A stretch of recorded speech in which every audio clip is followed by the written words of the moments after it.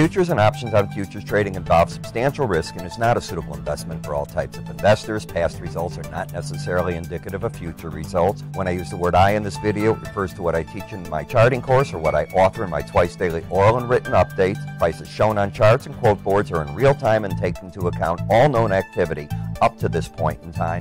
And if you'd like to read more of this disclaimer, simply hit the pause key on your video player.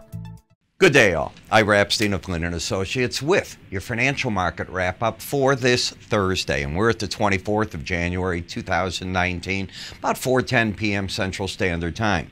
We saw Intel's earnings come out after the market, and I would assume that you're going to get a bit down from here because Intel by itself was down about 6.5%. So I don't think that's represented in the NASDAQ. We'll see just what happens. Airline earnings were good, and that kicked up a number of the other parts. But as you can see, the dollar's gaining at the expense of the euro, which I think Mr. Draghi just told the truth. But unfortunately, they are still in a lot of troubles there. And as those troubles keep going on, you don't get the sense that that the European Central Bank's going to be able to raise interest rates anytime soon. Crude oil, a little bit of a rally right now. Venezuela, get that on your mind, okay? What's happening there? Are we going to see less oil? Are we going to see more oil down the road? It's going to be a confusing time. It depends what happens. How does Maduro hold on to power here? He's cut off the electricity to the U.S. Embassy already. At least that's what the word is on the news wires. On a weekly area chart of closes, we're down 37 points in the S&P for the week. When we take a look at the daily bar chart, you can see this congestion that's happening now. You had an inside trading day. The market's trying to figure out, was this bounce enough to start another decline in the market? I know you find that hard to believe, but that's what I'm wondering. Should the market take out now the lows of yesterday, and that low, let me turn the right way here, was 2612.5.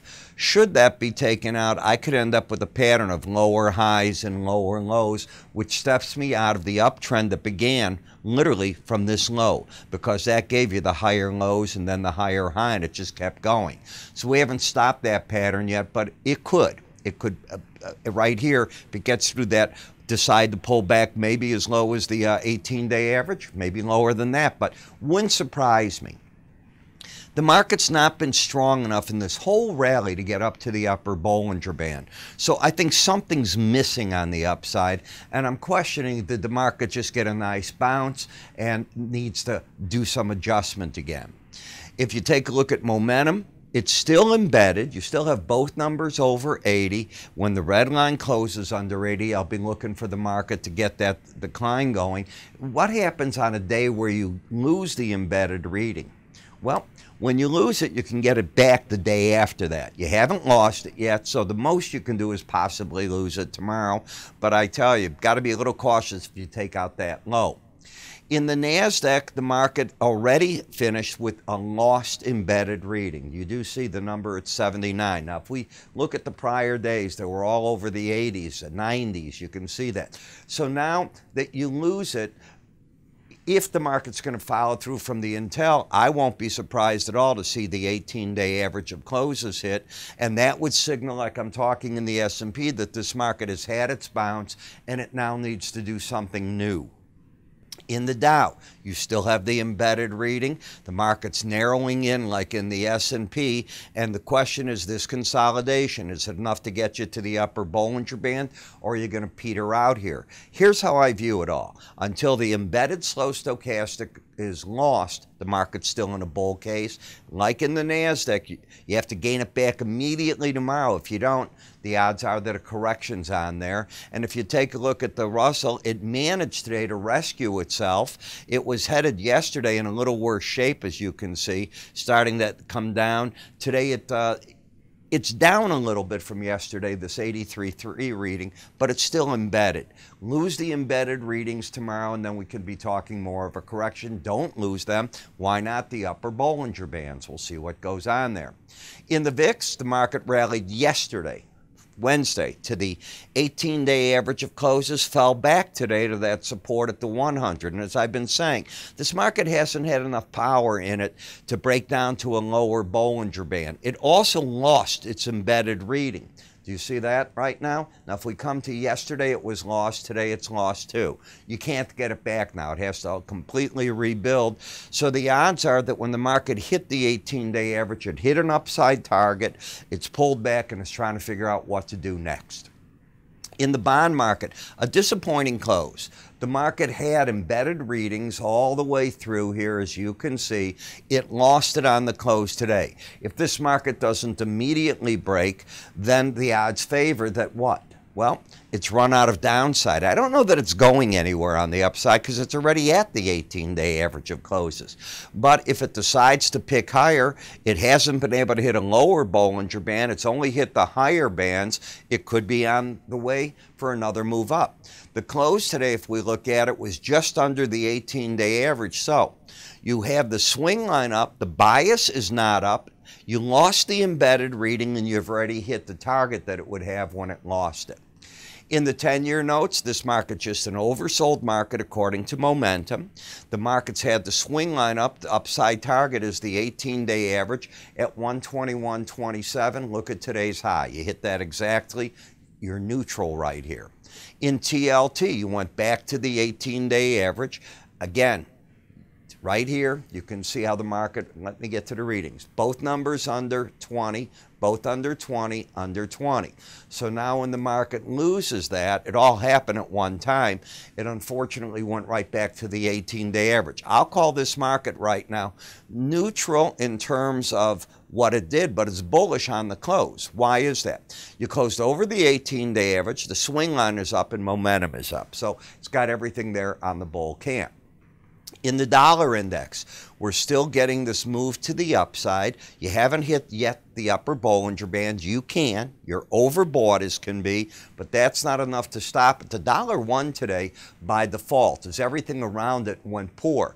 Take a look at what the euro did as the European Central Bank, Mr. Draghi, released a monetary statement and answered questions. He did nothing to tell the market that things are getting better.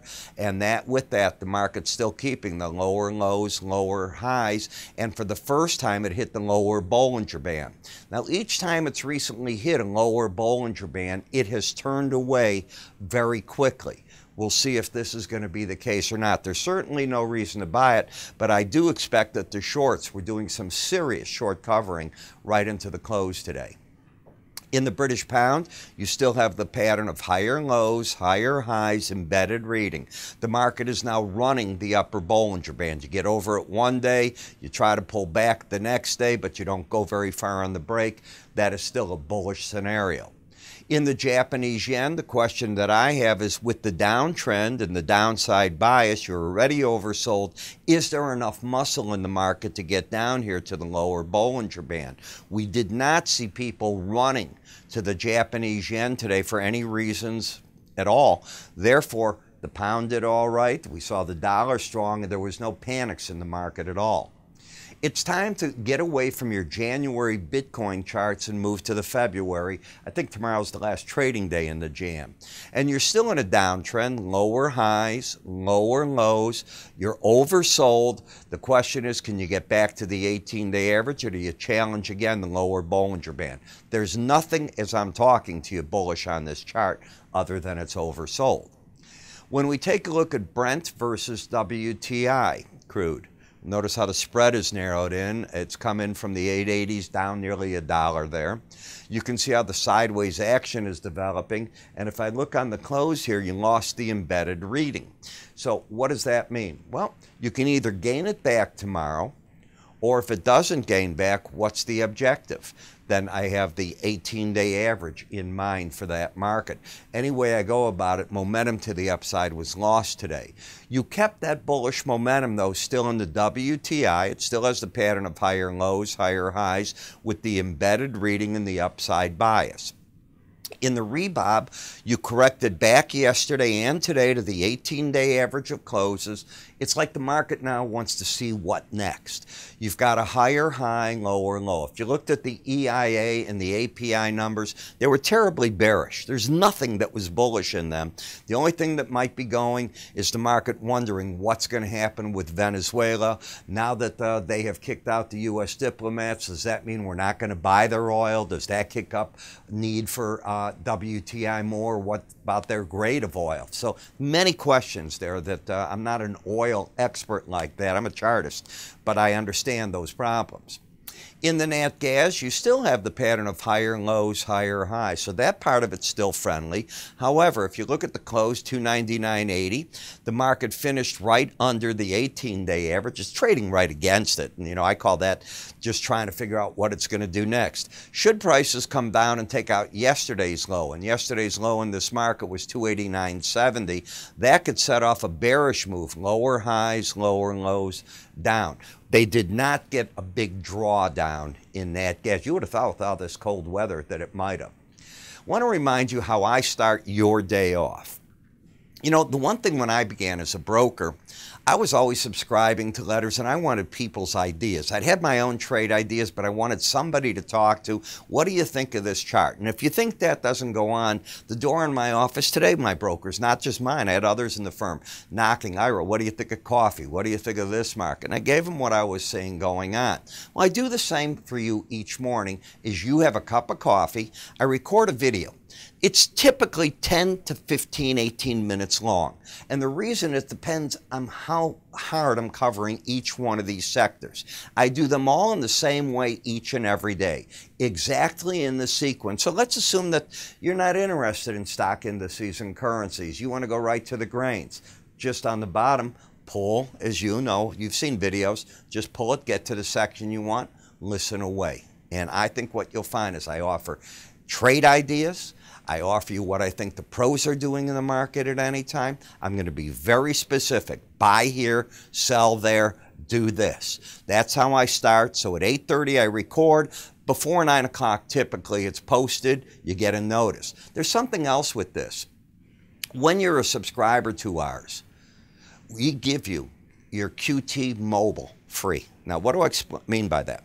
Our QT Mobile is that handheld device where you get it from Google or your App Store, your Apple Store, and it will open up our QT Mobile. You need a user ID and password. We'll give that to you, and you can watch these videos literally as they happen because I put out push notification. You'll hear a notice on everything. Ring, just click on it. You don't have to do anything. It'll open up your QT Mobile, bring you right to the videos, and of course, you got all the quotes and everything else you want. $7.95 for the first 30 days. You think you can afford it? What is it? It's not even, what is it, 40 cents a day? Come on. Try it, see if you like it. We'll take it from there. Now, I have put on that it's $15 a month thereafter. We might offer a yearly subscription that cuts that price down for you, too. I'm debating about that now. My staff brought it up to me this morning, and I'm going to look at that. You can give us a call. You can go to our website. Remember, it's Ira's Morning Video. That's what you want to look at. Have a good day.